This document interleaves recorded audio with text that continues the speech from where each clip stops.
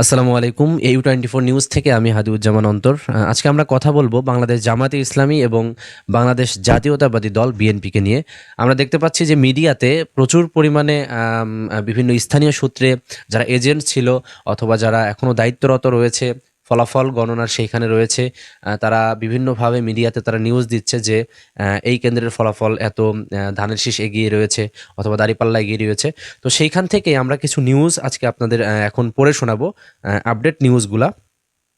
প্রথমে হচ্ছে ঢাকা 15 আসনের ফলাফল। এখানে হচ্ছে মোট কেন্দ্র ঢাকা 15 আসনে, যেখানে আমরা জানি বাংলাদেশ জামাতে ইসলামীর আমির দাঁড়িয়েছেন।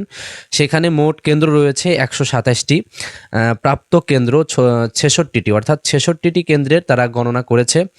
সেখানে দাঁড়িপাল্লা যে প্রতীক রয়েছে ডক্টর শফিকুর রহমান সাহেবের, বাংলাদেশ জামায়াতে ইসলামী সেখানে ভোট পেয়েছে 41,390টি, এবং ধানের শীষ যেই প্রতীক, সে ধানের শীষ প্রতীকে ভোট পেয়েছে 30,326টি। তো আমরা এখানে দেখতে পাচ্ছি যে প্রায় দাঁড়িপাল্লা প্রায় 11,064 ভোটের ব্যবধানে এখনও এগিয়ে রয়েছে।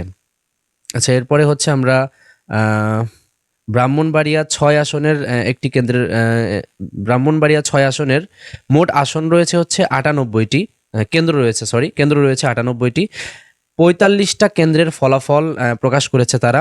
সেখানে হচ্ছে দাঁড়িপাল্লার মোহাম্মদ মহসিন যিনি দাঁড়িয়েছেন, তিনি পেয়েছেন 16,988টি ভোট, এবং জোনায়েদ সাকি নিকটতম প্রতিদ্বন্দ্বী তিনি পেয়েছেন 45,133টি ভোট। তো সেখানে দাঁড়িপাল্লা পিছিয়ে রয়েছে অনেক ভোটের ব্যবধানে। এরপরে হচ্ছে রাজশাহী 4 অর্থাৎ বাগমারা আসনে 40টি কেন্দ্রে ভোটের বেসরকারি ফলাফল।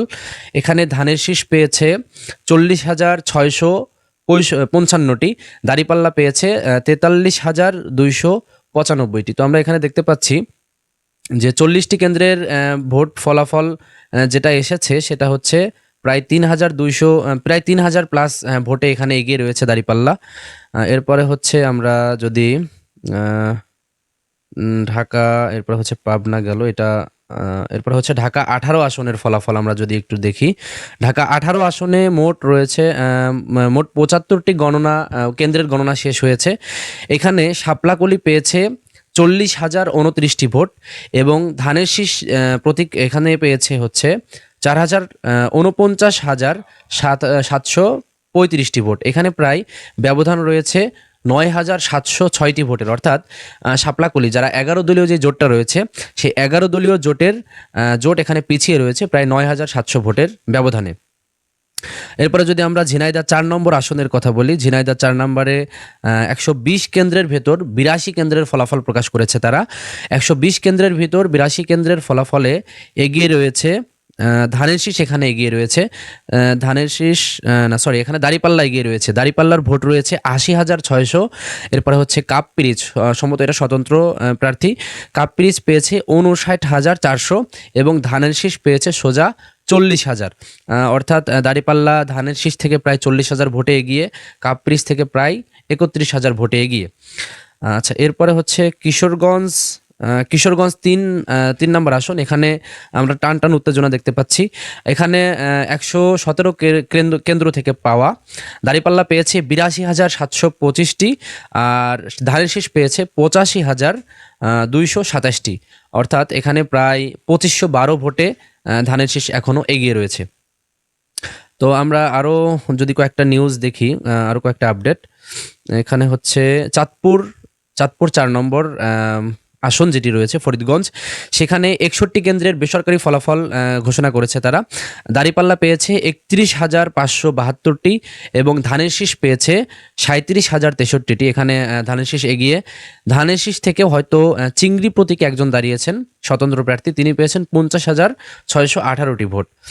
আচ্ছা, এরপরে আমরা যদি আরও কিছু গোপালগঞ্জের একটা নিউজ পড়ি আমরা। গোপালগঞ্জ 1 আসনে 12টি কেন্দ্রের ফলাফল ঘোষণা করেছে। দাঁড়িপাল্লা পেয়েছে 3,257টি, ধানের শীষ পেয়েছে 4,318টি, এবং ট্রাক মার্কা সেটি পেয়েছে, হয়তো এটা স্বতন্ত্র প্রার্থী, 7,355টি।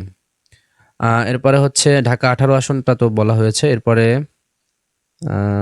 ফেনী 3, আচ্ছা ফেনী 3 নম্বর আসন।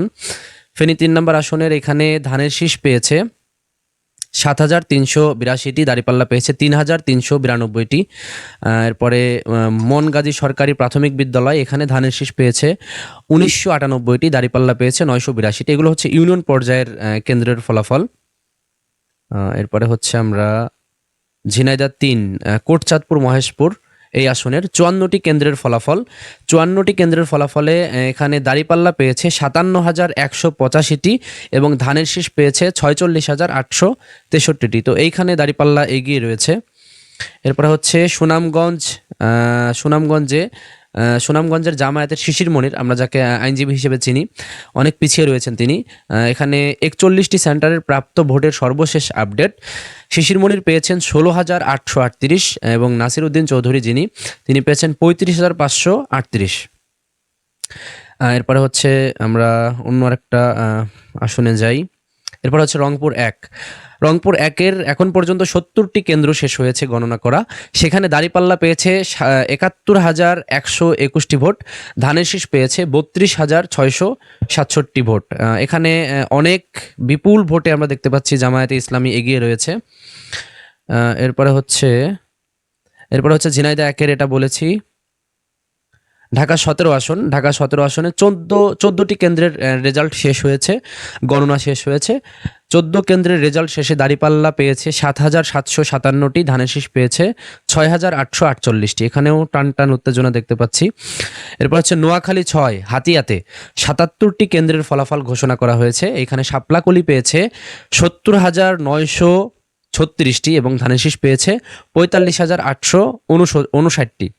এখানে দেখতে পাচ্ছি ১১ দলীয় জোট অনেক ভোটে এগিয়ে রয়েছে। এরপরে হচ্ছে এখন পর্যন্ত পাওয়া সারা দেশের ফলাফল। তো আমরা এই একটা এখানে ভোটের ফলাফল পেয়েছি আমরা।